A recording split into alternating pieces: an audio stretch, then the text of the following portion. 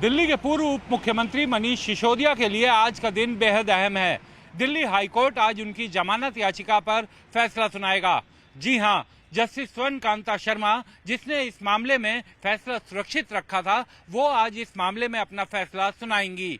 मनीष सिसोदिया ने निचली अदालत से यानी राउज एवेन्यू कोर्ट से जमानत याचिका खारिज होने के बाद दिल्ली हाईकोर्ट में याचिका दाखिल की थी। अपनी याचिका में उन्होंने कहा था कि इस मामले में लंबे समय से ट्रायल पूरा नहीं हो पा रहा है और सुप्रीम कोर्ट ने भी जब उनकी जमानत याचिका खारिज की थी तो ये कहा था कि अगर 3 महीने में ट्रायल पूरा नहीं होता तो वो दोबारा से जमानत के लिए अप्लाई कर सकते हैं। दरअसल मनीष सिसोदिया पिछले साल 26 फरवरी को गिरफ्तार हुए थे। दिल्ली के कथित शराब घोटाले में उन्हें ईडी ने गिरफ्तार किया था। इस मामले में दिल्ली के मुख्यमंत्री अरविंद केजरीवाल भी गिरफ्तार हो चुके हैं। हालांकि इन दिनों उन्हें चुनाव प्रचार के लिए सुप्रीम कोर्ट ने अंतरिम जमानत दी हुई है। वो 1 तारीख यानी 1 जून तक अंतरिम जमानत पर हैं। 2 जून को उन्हें दोबारा से सरेंडर करना है। पिछले साल अक्टूबर एंड में सुप्रीम कोर्ट ने उनकी जमानत याचिका, मनीष सिसोदिया की जमानत याचिका खारिज की थी। सुप्रीम कोर्ट ने यह कहा था कि अगर 3 महीने में ट्रायल पूरा नहीं होता तो मनीष सिसोदिया दोबारा से अपनी जमानत याचिका दाखिल कर सकते हैं। जिसके बाद मनीष सिसोदिया ने निचली अदालत यानी दिल्ली की राउज एवेन्यू कोर्ट में अपनी बेल एप्लीकेशन दाखिल की थी। उसमें उन्होंने सुप्रीम कोर्ट के जजमेंट का तो हवाला दिया ही था, ये भी कहा था कि जांच एजेंसी इस मामले में जानबूझकर देरी कर रही है।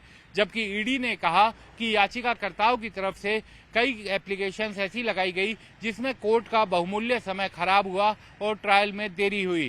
सिर्फ इस आधार पर जमानत नहीं दी जा सकती कि ट्रायल में देरी हुई है। निचली अदालत ने मनीष सिसोदिया की याचिका खारिज कर दी थी, जिसके बाद मनीष सिसोदिया की ओर से दिल्ली हाईकोर्ट में अपील की गई। दिल्ली हाईकोर्ट में जस्टिस स्वर्ण कांता शर्मा ने इस मामले में मनीष सिसोदिया की जमानत अर्जी को सुना। दोनों पक्षों को सुनने के बाद मनीष सिसोदिया ने दोनों मामलों में यानी ईडी और सीबीआई दोनों मामलों में अपनी जमानत अर्जी दाखिल की है। दोनों मामलों में दोनों जांच एजेंसियों को सुनने के बाद कोर्ट ने अपना फैसला सुरक्षित रख लिया था। ईडी और सीबीआई दोनों ने ही मनीष सिसोदिया की जमानत याचिका का विरोध किया है। उनका यह कहना है कि इस मामले में मनीष सिसोदिया को जमानत नहीं दी जा सकती। मनीष सिसोदिया इस मामले की एक अहम कड़ी हैं। वो इस मामले में जो ग्रुप ऑफ मिनिस्टर्स बना था उसके भी हिस्सा थे। इसके अलावा दिल्ली के एक्साइज मिनिस्टर यानी एक्साइज डिपार्टमेंट भी उन्हीं के पास था। पूरी शराब नीति उन्हीं की देखरेख में बनी और जो दक्षिण की साउथ शराब रोबी थी उनके साथ टच में थे। ये भी कहा गया कि मामले के कई आरोपियों के साथ मनीष सिसोदिया लगातार टच में बने हुए थे। उन्हें उनकी इस मामले में भूमिका को देखते हुए जमानत नहीं दी जानी चाहिए।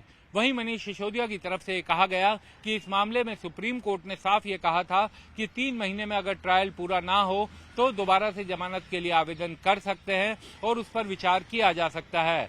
उनका कहना था कि जांच एजेंसी इस तरीके के गलत आरोप लगा रही है कि याचिकाकर्ता की तरफ से कुछ ऐसी एप्लीकेशंस कोर्ट में लगाई गई जिनके कारण अदालत का समय खराब हुआ और अदालत इस मामले में फैसला जो अदालती प्रक्रिया है उसको जारी रखने में देरी हुई। मनीष सिसोदिया की तरफ से कहा गया कि ईडी और सीबीआई जानबूझकर इस मामले में देरी कर रहे हैं जिससे आरोपी को जमानत ना मिल पाए।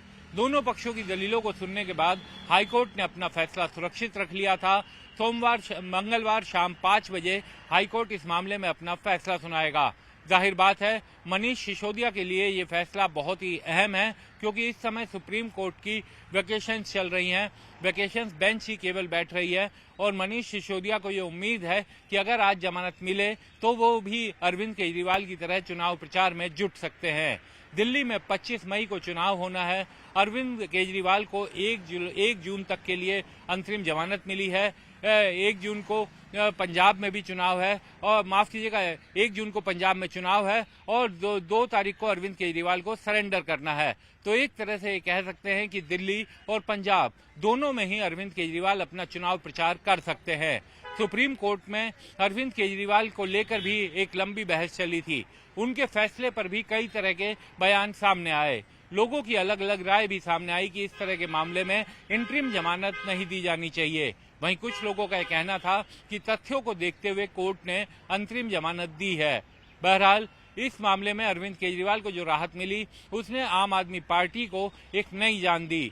अरविंद केजरीवाल दिल्ली में रोजाना कई सभाएं कर रहे हैं। इसके अलावा वो दिल्ली के बाहर भी जैसे लखनऊ और मुंबई और रांची कई जगह रैली करने विपक्षी जो इंडिया गठबंधन है उसके साथियों के साथ करने भी गए।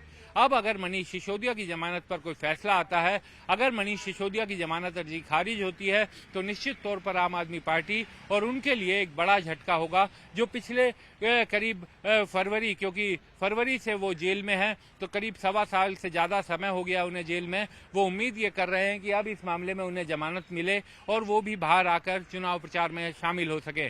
लेकिन अगर जमानत खारिज होती है तो निश्चित तौर पर उनके लिए एक बड़ा झटका होगा। और हाईकोर्ट का पहले भी उनकी याचिका ट्रायल कोर्ट से खारिज हुई, फिर हाईकोर्ट से खारिज हुई, फिर सुप्रीम कोर्ट तक गई। अक्टूबर महीने में सुप्रीम कोर्ट ने पिछले साल खारिज की थी, जिसके बाद उन्होंने अब दोबारा से अपनी जमानत का एक प्रोसीजर जो होता है वो शुरू किया है। ट्रायल कोर्ट ने खारिज कर दिया है। हाईकोर्ट आज फैसला सुनाएगा शाम 5 बजे और उसके बाद अगर उन्हें राहत मिलती है तो मनीष सिसोदिया के लिए एक बड़ी खबर होगी, क्योंकि वो भी चुनाव में हिस्सा ले सकेंगे। दरअसल दिल्ली का शराब घोटाला जिसका नाम लिया गया, जिसमें ईडी और सीबीआई दोनों ने मामले दर्ज किए, इसमें कई लोगों की गिरफ्तारी हो चुकी है। कई प्राइवेट लोगों की भी गिरफ्तारी हुई है, यहां तक कि मनीष सिसोदिया की गिरफ्तारी हुई।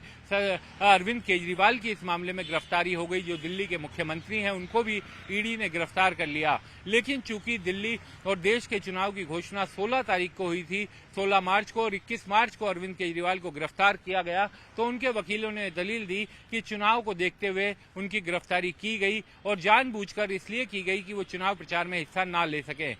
सुप्रीम कोर्ट ने भी उनकी टाइमिंग पर सवाल उठाया था और टाइमिंग पर संतुष्ट ईडी नहीं कर पाई थी, जिस कारण सुप्रीम कोर्ट ने इंटरिम बेल दी। हालांकि इस मामले में इंटरिम बेल के बाद ये भी सवाल उठने लगा कि जेल में बंद कई ऐसे राजनेता चुनाव का हवाला देकर जमानत, अंतरिम जमानत की मांग कर सकते हैं। सुप्रीम कोर्ट में हेमंत सोरेन की जमानत, अंतरिम जमानत पर इसी आधार पर बहस भी चल रही है कि उन्हें भी अंतरिम जमानत दी जाए। अब मनीष सिसोदिया की बेल एप्लीकेशन, जो रेगुलर बेल एप्लीकेशन है, उस पर जस्टिस स्वर्ण कांता शर्मा अपना फैसला सुनाएंगी और उसके बाद ये तय होगा कि मनीष सिसोदिया दिल्ली के चुनाव में हिस्सा ले पाएंगे या नहीं ले पाएंगे। मनीष सिसोदिया न केवल दिल्ली में विधायक हैं बल्कि पूर्व उप मुख्यमंत्री भी थे। उनके पास दिल्ली के कई विभाग थे, शिक्षा था, एक्साइज था, तमाम वित्त मंत्रालय उनके पास था। हालांकि बाद में उनका इस्तीफा स्वीकार कर लिया गया। वो और सत्येंद्र जैन बाद में कैबिनेट का हिस्सा नहीं रहे, उनकी जगह सौरभ भारद्वाज और आतिशी को मौका मिला था कैबिनेट का हिस्सा बनाने का। लेकिन अरविंद केजरीवाल ने कई बार ये कहा है कि जब भी मनीष सिसोदिया जेल से वापस आएंगे उन्हें दोबारा से मंत्रिमंडल का हिस्सा बनाया जाएगा। ये तो हालांकि आगे की बात है। अभी सबसे बड़ी जरूरत आम आदमी पार्टी के लिए है कि मनीष सिसोदिया को जमानत मिले तो वो भी चुनाव प्रचार में जुट सके। हालांकि ईडी ने जिस तरीके से ईडी और सीबीआई ने बहस की है ये बहुत मुश्किल नजर आता है। लेकिन आज शाम को, मंगलवार शाम को 5 बजे इस मामले में दिल्ली हाईकोर्ट अपना फैसला सुना देगा।